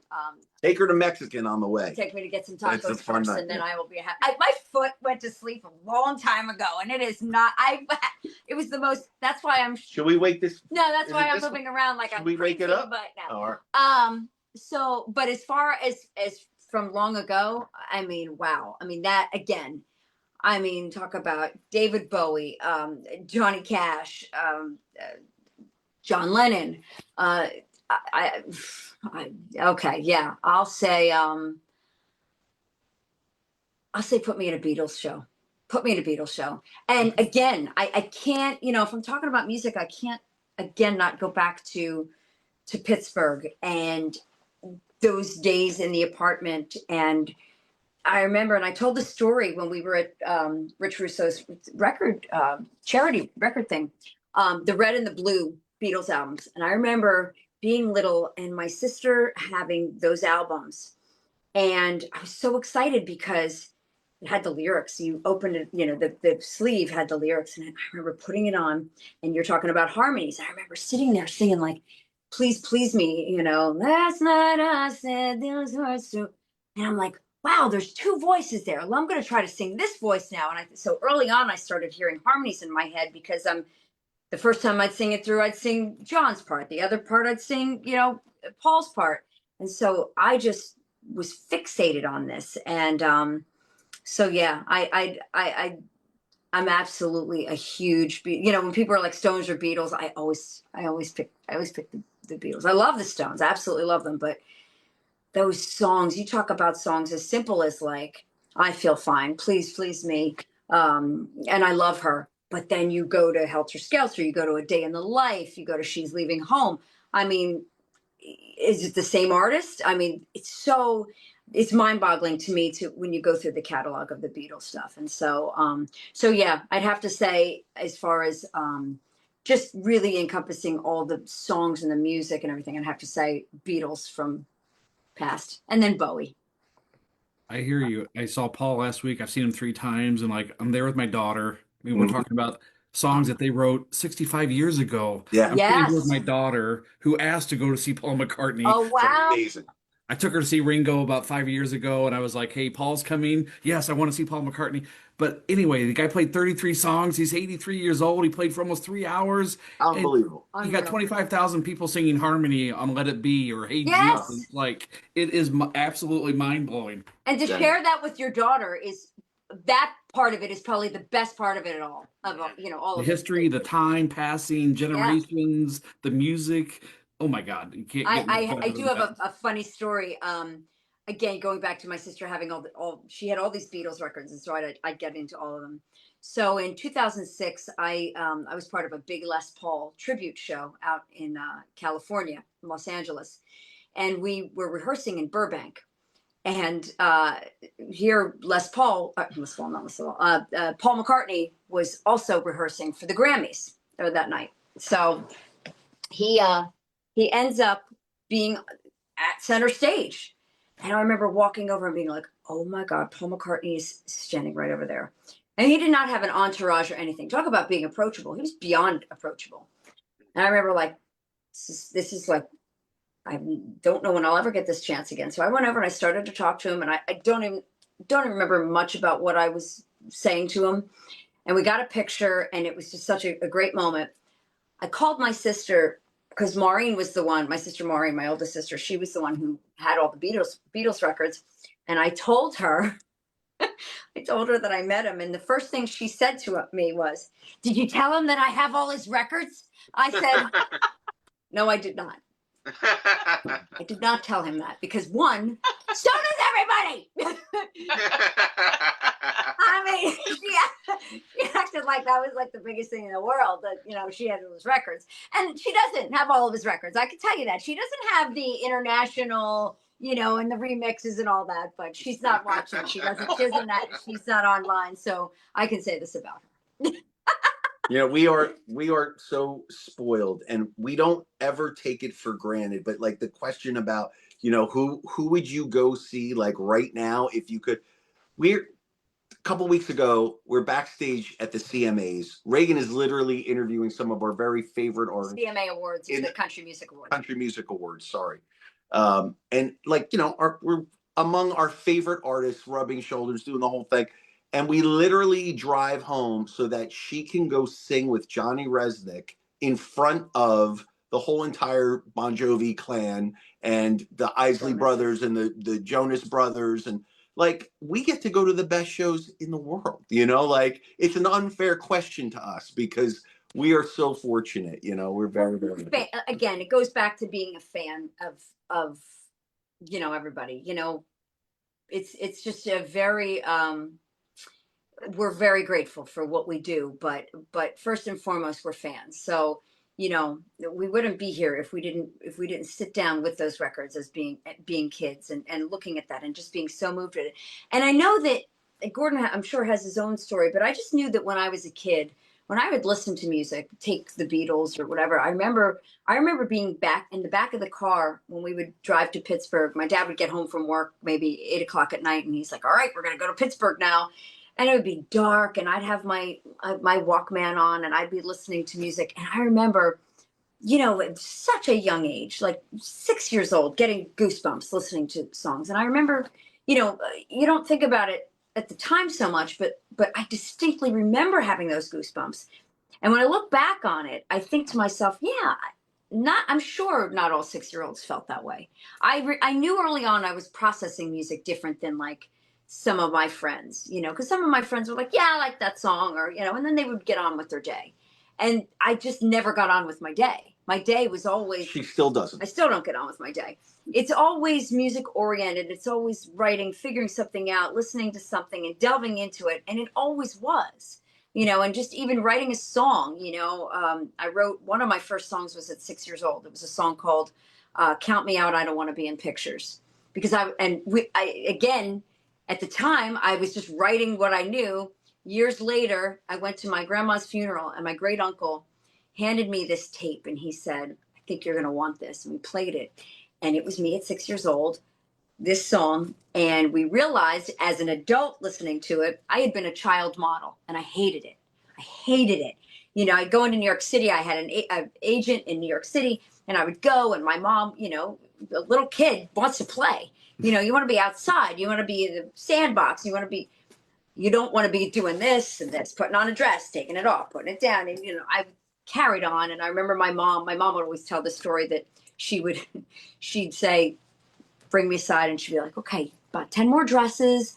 And we're going to have a nice lunch. I'll get you a toy. That might've got me through like another 5. And then I'd be like, oh, the hell with this. And so then she'd take me by the hair, pull me. And it was like, if you don't put these dresses on, your head's going through the wall. She didn't put my head through the wall just so that, but we figured out that Count Me Out, I Don't Want to Be in Pictures was most likely about that. I was writing, they say, write what you know. And it was Count Me Out, I Don't Want to Be in Pictures. Let me stay at home. I want to be home alone with you. I just probably want to be home with my family or my friends. And so yeah, it's just, I just definitely processed it very, very differently than everybody else I felt at that time. And she still does. She still, to her credit, processes it very differently than most people and many of the artists that I've worked with through my career. Yeah, and and that's how Gordon and I really connect so much. I mean, we knew since the day we met, speaking of, albums and, Double Fantasy was one of the first albums we listened to together. And just going through things and talking about, we start talking about songs, and he'd pick up the guitar and we start playing, and 9 hours has gone by. No, and I have to say, because I was telling you guys that my dad had that apartment on 72nd Central Park West. Well, the back cover of Double Fantasy is them standing on that corner. And so as a little kid, that record was, I'd see that back cover and I'm like, oh, we live right there. So it was always very important. Yeah. Always very important. Well, we certainly appreciate all the time you've given us, and we still want to hear your song. Howie, you had something you want to say? We didn't put you guys to sleep yet? You're kidding me. No, Are you kidding me? I'm wide awake. Oh, all right. We took off 4 months just to do this. So we have plenty of, we took a break so we could be ready. But I just want to say 2 small things. One, we have a common common bond, which is Connie, and we got to give Connie a shout. Yeah. Oh my God. We love you, Connie. We love you, Connie. One of the Okay, dearest. She's the best. she's the She's best. the look and feel of Williams Honor. She's done know that. all of our photography, and She's the best. she really is just And absolutely she's the look amazing. of Asbury Park, how she Yeah. really Oh, no, she's- supports and We love her. Yeah. And then she's the one who introduced me to you guys. Ah. So, and then became like this, and she's like a sister to us. So we love oh her. my gosh, we love Connie. We love her. I know that. And then the second thing is that I feel like we're a mirror image of each other, except for the fact of the hair. But otherwise, Hold on, wait a second. This is a wig. Huh? Great, pull this off. It looks. You can't Pull it even tell. No. Pull it right off. Right, good. Looks so Come on. natural. It looks so natural. Can't even tell. But I got one of those. Wait, I can't say. There. That's how we do it. Blending Okay, in there your we go. background. Oh, Yeah, What is that? we got one too. Southside Johnny and Oh. So we got one too. This is. I don't know why it's not coming up on my screen. Move back a little bit. because your back. No, it's because your background, Howie. Yeah. All right. But anyway, Oh, this is the I same see thing. what it is though. Oh, there we go. So I see Southside I Johnny. see it. So it's the same thing. So we can, if we ever have a sleepover We ever party, have a we can, sleepover. we Oh, Bring your pillows. we need bring. to I'll bring thank my own pillow. So, Michael Fluck, a dear friend. That's Michael right. Fluck made this for us, and he was Love there it. at Madison Square Garden. He made this. And Yeah, so this is a this is a- commemorative pillow There you from go. the That's night. great. There's all. Oh, I yeah, mean, so- yeah, the studio is just full of old I have things like that. my house is like a small Yeah. museum. You know, the archives is down the street from where I live, and my place here is like a very small version of the archives of my career. You know, so we have funny stuff around here all over the place. Yeah, no, I was looking. I go, do they have the same pillow that we have? There And I you looked go. right in between Oh, you. my I'm like, wow. All right, Oh, there's all it's kinds time of for stuff. you guys to rock us. All right. Okay. All right. Let's do that. Let's do signs. What do you want to do? Signs? All right, here. You Okay. get closer to the microphone, so you. Okay, I'm gonna put. This is my play microphone. This was from the Willie Ho show. Except I don't think it works. It'll work, but don't. Wait, let me Don't just do that thing start with the you off. audio. That you All right. You know, you had mentioned signs, so since I told the story about signs, I feel like it's and it's the anniversary coming up. It's the anniversary. December 14th will be the anniversary of the release. So the day of our show. let's have a Are we happy. doing the show the same day this year as last? Yeah, I think so. Yeah. All right. So let's have a happy anniversary to Steins. Is that what we're doing? That's what we're gonna do. All right. I hope you guys are cool with that. I'm cool with anything you do.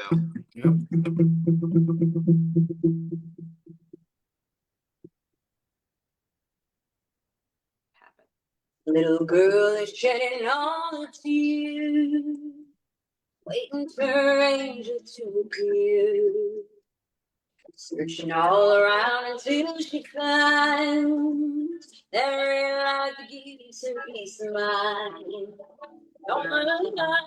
Hey, this song's a great big dancing the way my mama used to. Shining on the colors in my heart and don't spend, but about your shame, broken heart is dead, street mountain tight, you know what? It's a whole cloud, like rainbow showers everywhere there's light, everywhere there's shines. Now I'm driving down the street, saying, hey, that license plate in front of me. You're in the brightest shade of gray. It's like you're telling me there's better days ahead.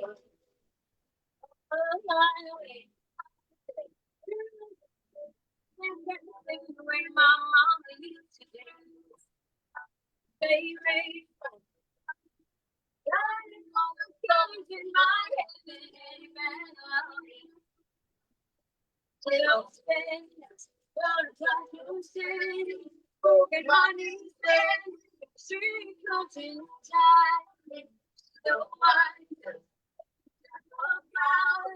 like a rainbow flower everywhere there's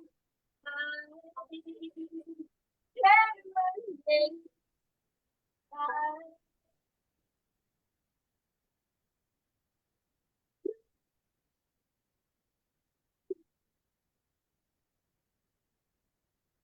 you know, sometimes time flies away. Shining down so bright, I know I wish I would have that old song. Here you be the place that I will hold you down, chase the morning. Your face, butterfly, your skin, broken heart is dead. Something time, your mind, your mind, like a rainbow flower. See your face, butterfly, your skin.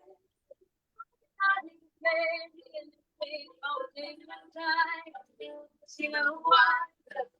It's a cloud, like a rainbow shower, everywhere there's light, everywhere there's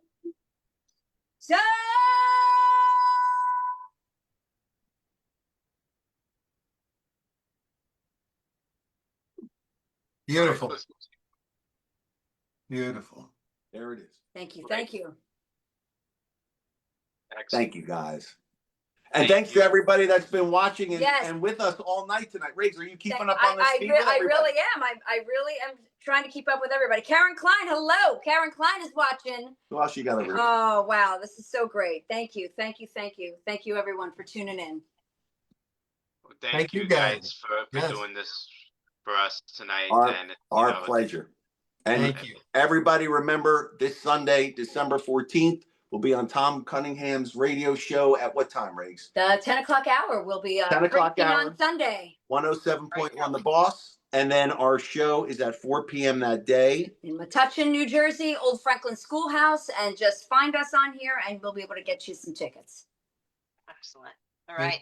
Thank you guys. Thank you. Thank you. Great day. All right. Have a great night, everybody. You guys Thank are the you very for best. We joining love us. you so much. Thank Thanks We for you. love all your you. support. Everybody in the Spring Nut Circle and the whole entire community. It means the And the world to us. Williams Honor Army. That's Yeah. right. And Ryan, thank you so much. We feel like we know you now. So why don't you come over and have dinner with us? Now, Ryan, let me Absolutely. tell you, I like French vanilla coffee. I like, I want to make sure you got the right creamer when I get over there. You know what I mean? You have a couch for me You're when I get family there? now. Got You're a couch. family now, I got Ryan. a You bed. know I got a that. bed for you. You're good. You're good. Right. Okay. You are family All right. now. I know where you are in Chicago. That's Don't right. think I won't show up. And I'll see you in January, light of day. Oh, we Anyway, can't wait. Thank Stan. you. good night. I'll see you. Ben, I'll see you Bye, soon. see you Sunday. Yes. Hold on. Don't forget the great book of the Jersey Shore, the only Bible of music Thank you. ever We're all done sold on the out. Jersey Shore. Thank you. The most important book when it comes to music that's ever been done. It's been going on. How long have you done this book now, Stan? 20 years? Since 2002, so 23 years. 23 years. But we sold out 4 editions. I don't know if we're going to reprint. We're talking about it. All right, I'm going to invest so there's a 5th. All right, I'm in. Okay. I'm your new business partner. This is too important to not be around. It's All so right. great. Thank And you. we're so proud of you. Appreciate it. Yes. All right. Thank Bye-bye, you. guys. Good Have a night. good night. Good See night. y'all. Thank you. Thanks again. Bye bye. All right, guys. Good. See you guys. Good night, guys. Good night. Good week. night. Toodles. Good night, everybody. Thank you for joining. You watching at home on the Okay. stream. Thank you for joining us.